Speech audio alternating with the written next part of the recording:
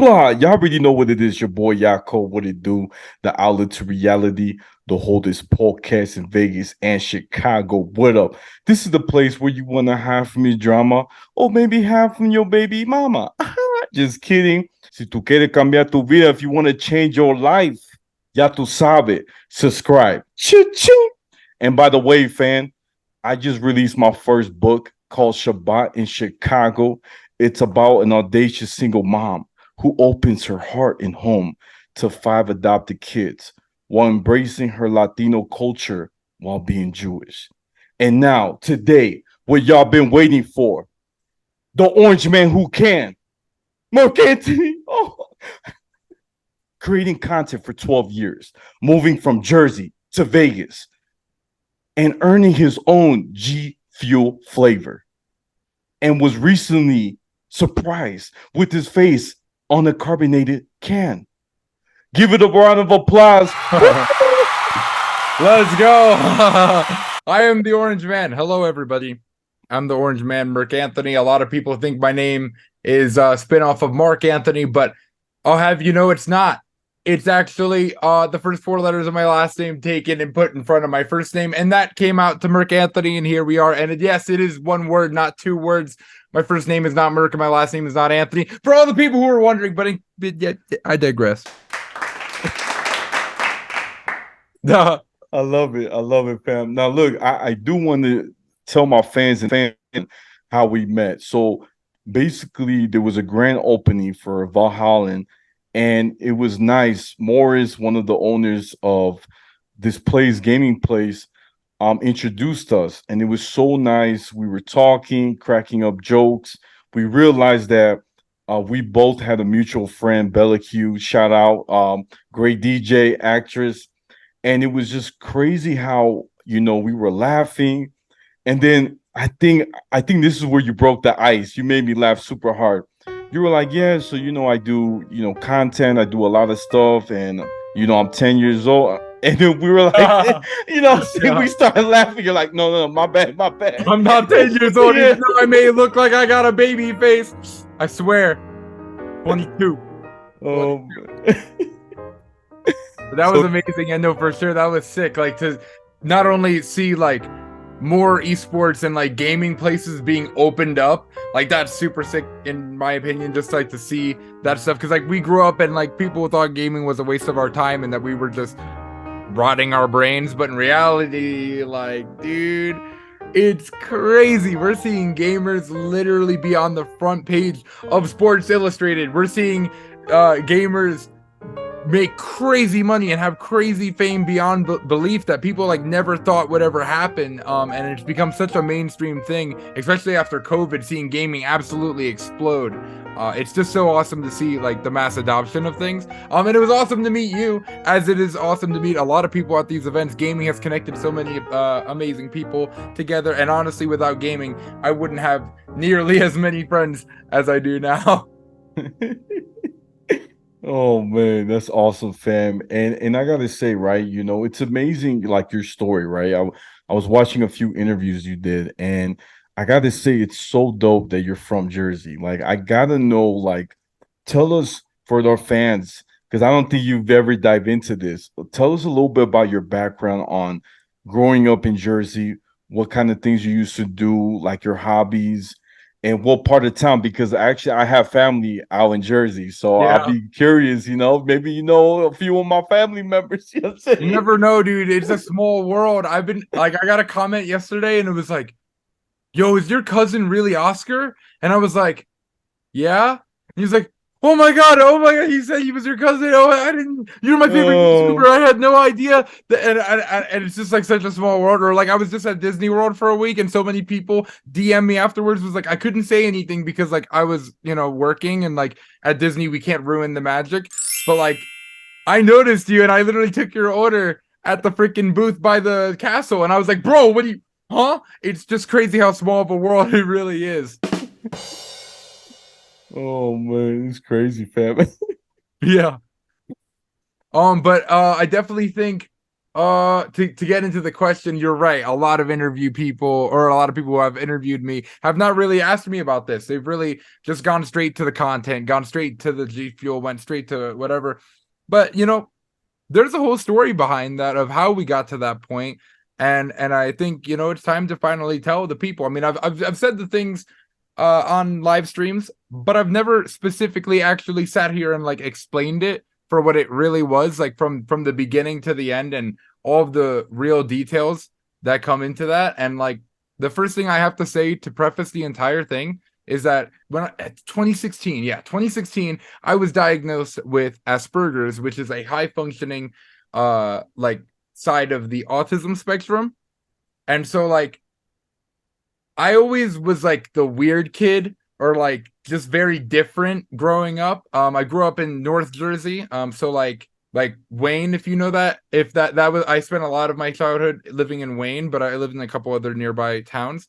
I switched schools a lot. But like ultimately my social skills, regardless of the school, were not that good growing up, just because of like the autism. Like I definitely grew up with a lot of different like social cues that I would miss, or like I wouldn't really understand how to understand other people's emotions, or even my own emotions.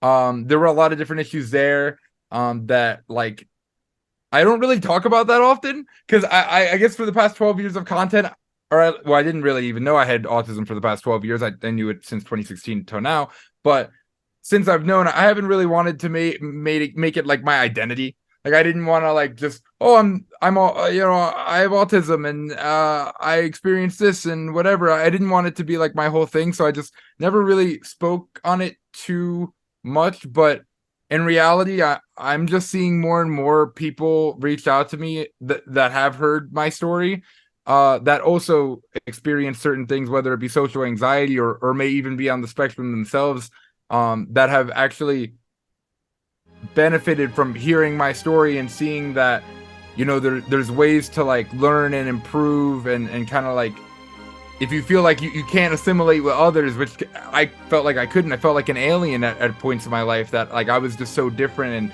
it was hard to assimilate with others. But once I figured out, or once I was diagnosed and I knew like what it is that, like, not that was wrong with me, but what was different about me and what it was that made me different. And then I now knew, okay, people have studied this for years. People have experienced this. I mean, there are so many people who have experienced this for years, and there's so much studies around it. Now that I finally figured it out, now I can start to like work on it and like figure out how to get better in different ways. And like I saw the same therapist for like 4.5 years, and literally like crazy. But I think we'll get a little bit into that more a little later. Let me caveat into the main point here, that essentially I have autism, and people who are on the autism spectrum generally have a major obsession in their lives. They generally have something that they innately obsess about for pretty much their whole life. Or a couple obsessions, or whatever it is. Maybe they're super good at math, or maybe they're super into trains and they know every single model of train that have ever existed. You know what I'm saying? Like, we have our obsessions that we just get into. And for me, even at 10 years old, which is when I started, on May 18th, 2011, when I posted my first YouTube video on an iPod Touch, like, I had this inherent urge to document and share my life. Like, it wasn't to post it online per se, because when I started using YouTube, I was using it as a storage device. Because like, imagine you get an iPod Touch, right? And I don't know if it was because my grandfather loved to record with his like camcorder, like the old school camcorders, like every family holiday, like, I'll say hi to the camera. Like, that was like a thing that people did with camcorders.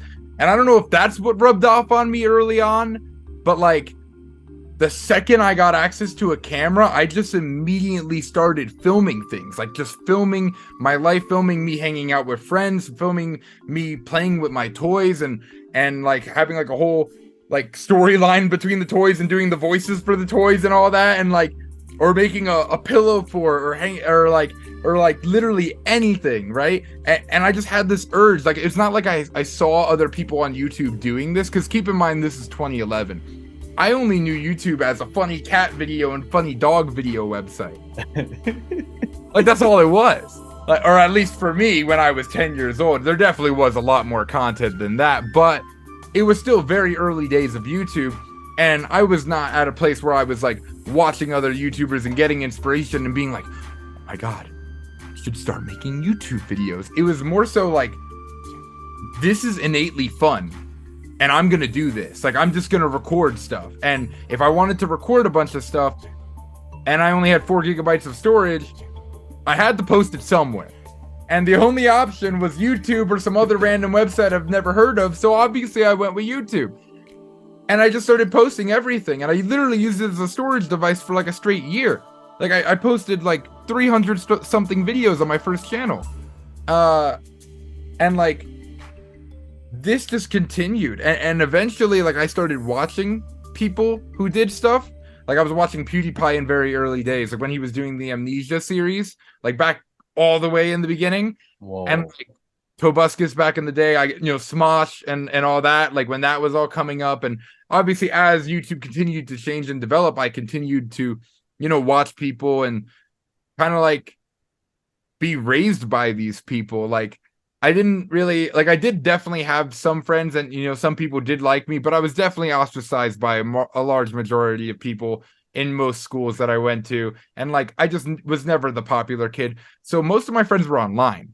Like, most of my friends were met through gaming. And so like, the gaming was my escape and the content was my escape, because like in my reality, like people didn't accept me for who I was. I was too energetic. I was too positive. And people think I'm acting. Like, people think I'm just putting on some show and like pretending to be something that I'm not. But in reality, like I really, to my core, have this positivity like ingrained in me, and like this outlook on life where like I'm excited to go and experience things. Like, I remember going into high school, I'd go to literally homeroom class and I'm like, yo, you guys ready to learn? It's a brand new day full of possibilities. Like, anything could happen. Like, I don't know. And I was so excited, and people were just like, oh, I wish I wasn't awake right now. Oh, dude, you're so annoying. Like, you know what I'm saying? Like, and I never understood what made me different or why I was so different until like I got that diagnosis, which was really, really eye-opening for me, and it really helped me to like work on things. But living in New Jersey, honestly, was awesome. I mean, I very much enjoyed New Jersey. It's nothing like Las Vegas, but for growing up and having like a childhood life and whatnot, it was pretty cool. And it was pretty close to G Fuel, which was awfully convenient.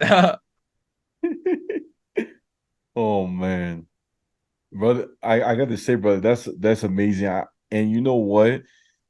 It's something that we have in common. What you said was about like, when I went to high school, I felt the same way. Like, I felt like an outcast in a way. I didn't really have friends. I wasn't popular. A lot of people, they saw me different because, I was Jewish and Hispanic. You don't really see that in, for like in that time in that high school, people didn't understand. They didn't think it was possible. So when they saw me, they're like, something's wrong with him. And it was crazy. And like you were saying, how like online, you had your friends through online gaming.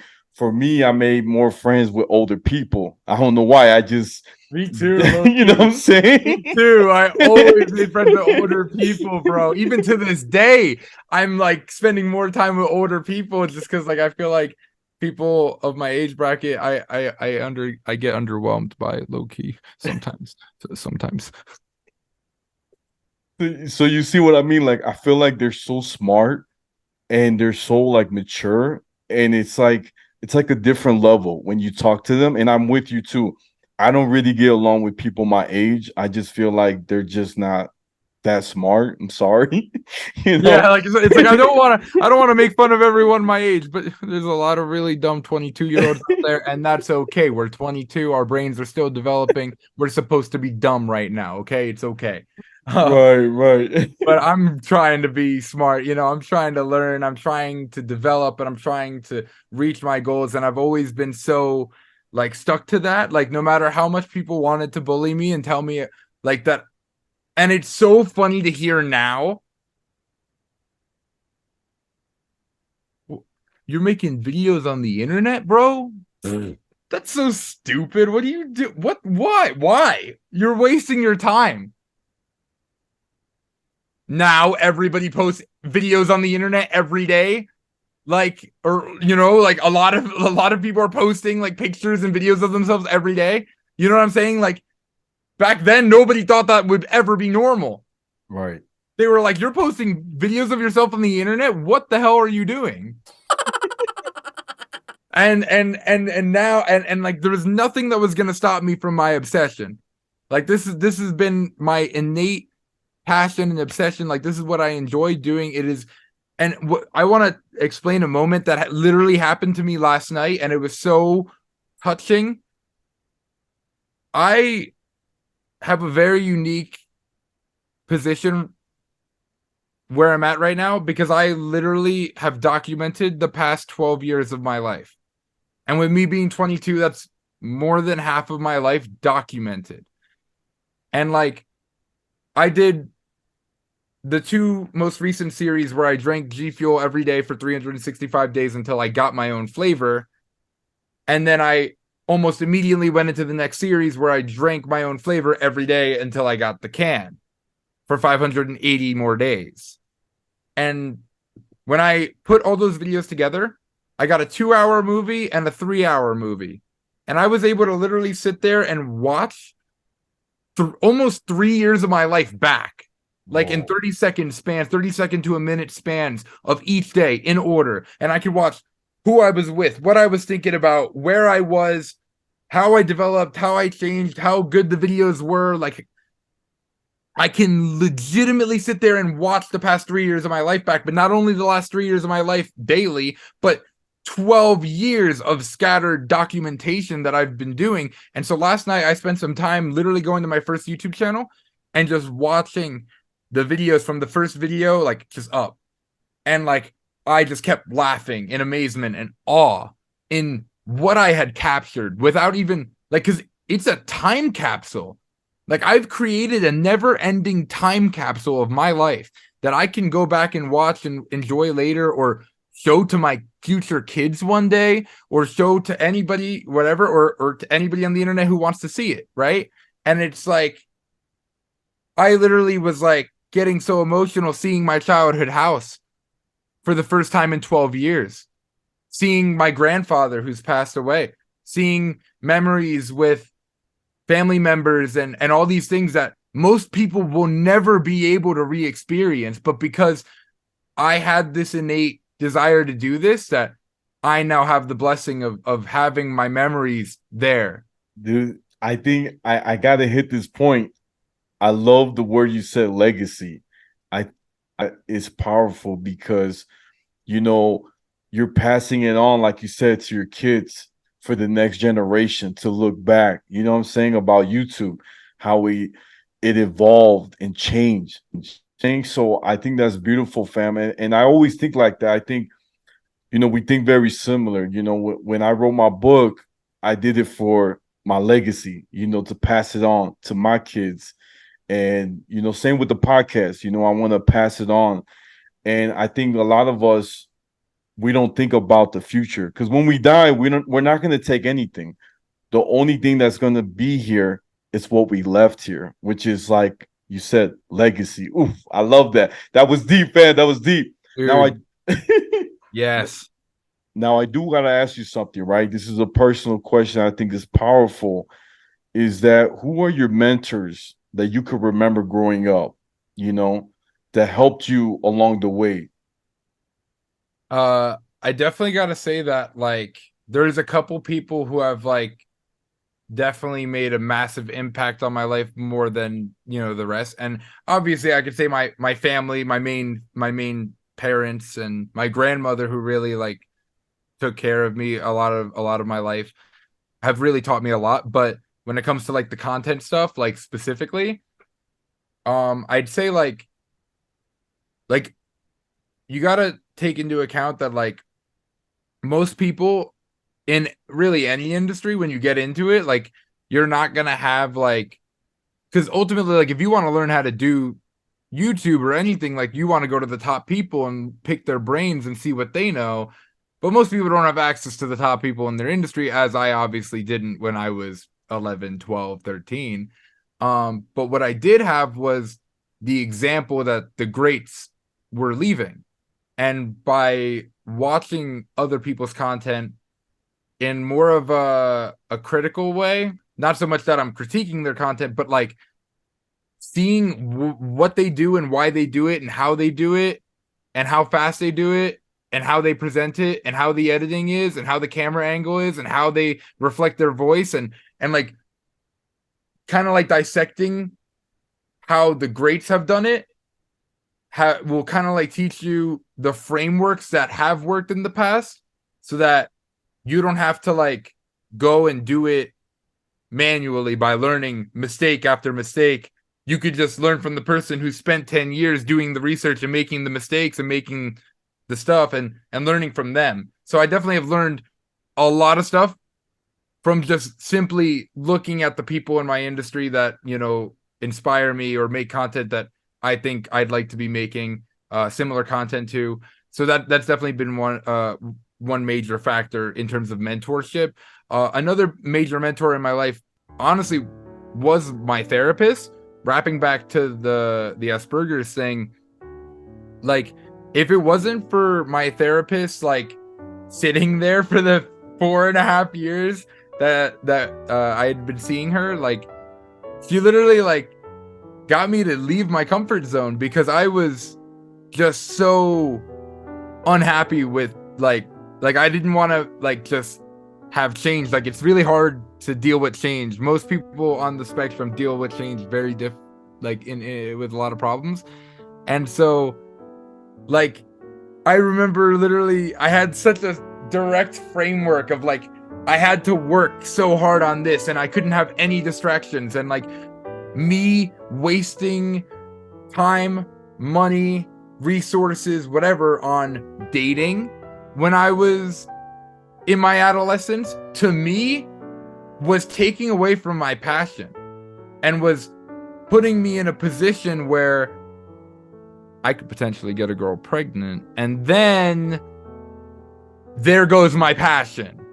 And so my parents divorced when I was 3, and the example that I kind of had growing up was like, okay, don't have a kid too early. and don't have a kid, you know, just make sure you're prepared, or at least try, you know, if you can. Obviously it's life is crazy, you never know, but when I was little, I literally wouldn't entertain the idea of even going on a date with a girl because I thought like there was a possibility that, you know, I could get her pregnant one day and then boom, there goes everything. And it's going to take my time away from my passion and whatever. But seeing my therapist and arguing with her for literally years, finally, she got me to step out of my comfort zone and realize the value in doing things that make you uncomfortable and the value in doing things that may not statistically make sense. Because I would look at my therapist and be like, statistically speaking, any person that I date in my high school years is most likely not going to be my long-term wife. You know, and or most like based on this statistic, you know, these people who date in high school, whatever percent actually get married. You know what I'm saying? And that's how I was looking at it, very like black and white, very linear. And she taught me that like it's not always about just the linear, and that there's gray. There's gray areas in like starting to date a girl, even if it isn't going to be your wife, teaches you so much about yourself, what you want in a relationship, what you don't want in a relationship, what you offer, what you don't offer. Like, you know, these things are things that you would never get without real experience doing it. And let's say I really did just completely cut myself off from dating my whole childhood, I would have gone into dating in my adulthood being clueless and having no social skills, and that wouldn't have been fun. So I'm really glad that she got me to leave my comfort zone, and once I left my comfort zone with that and was able to like see the value in learning and see the value, like I remember when I cried over a girl for the first time, I literally was so happy.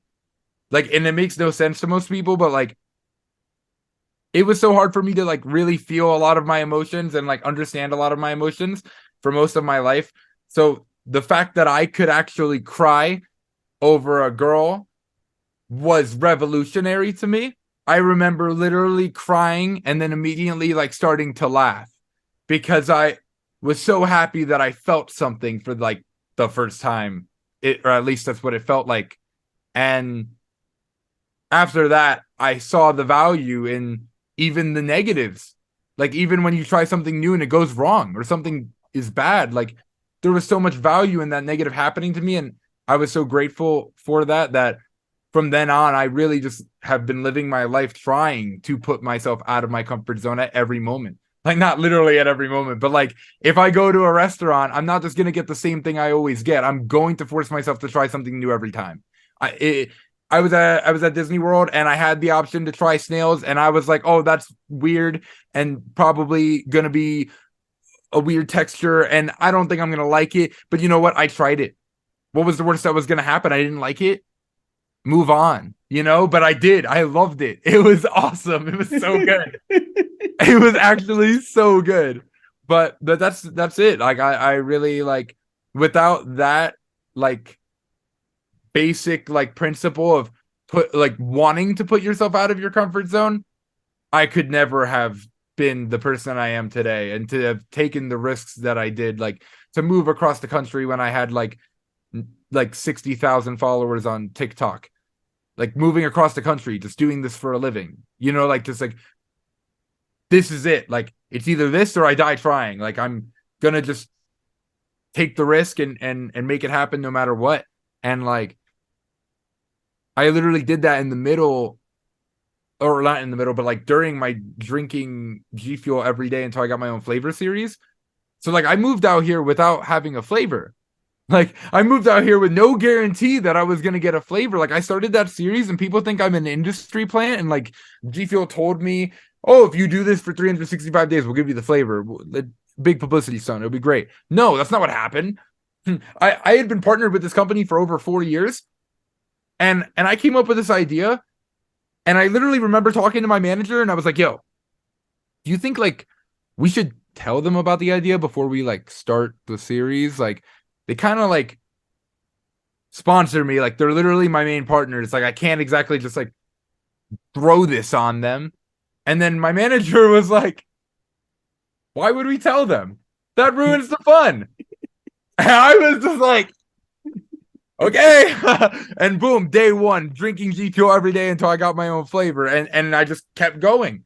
And I just kept doing it, making a better video each time, making a unique video each time. And it was the craziest journey. I had no idea when it was going to end. I thought the first series was going to take 3 years. I didn't think I was like a big enough creator to get my own flavor. So when they surprised me with giving it to me on day 365, it was like, it was a surprise. Like I had no idea I was even worthy of getting a flavor. Like it was crazy in that moment to have it. But I took that risk moving out here, having no clue that that was going to work. Like that I was going to get the flavor. Like, yeah, I was, you know, already partnered with them and, you know, streaming and doing other things. But like, that was a risk. And honestly, like, I had to take it. And I'm just so glad I did. Moving to Vegas was the best thing I've ever done. I've never been more excited living somewhere. I can't imagine living somewhere else right now, honestly. Like, there's always something going on. Literally. Like, there's like 12 events that happen every single night. And like, you'll never get bored. There's new things always being built. The sphere just got built. Like, bro, I just saw Travis Scott the other day. That was crazy. Whoa. I heard so fast. That was freaking crazy, dude. But I love Vegas so much. So yeah, boom. Mentors.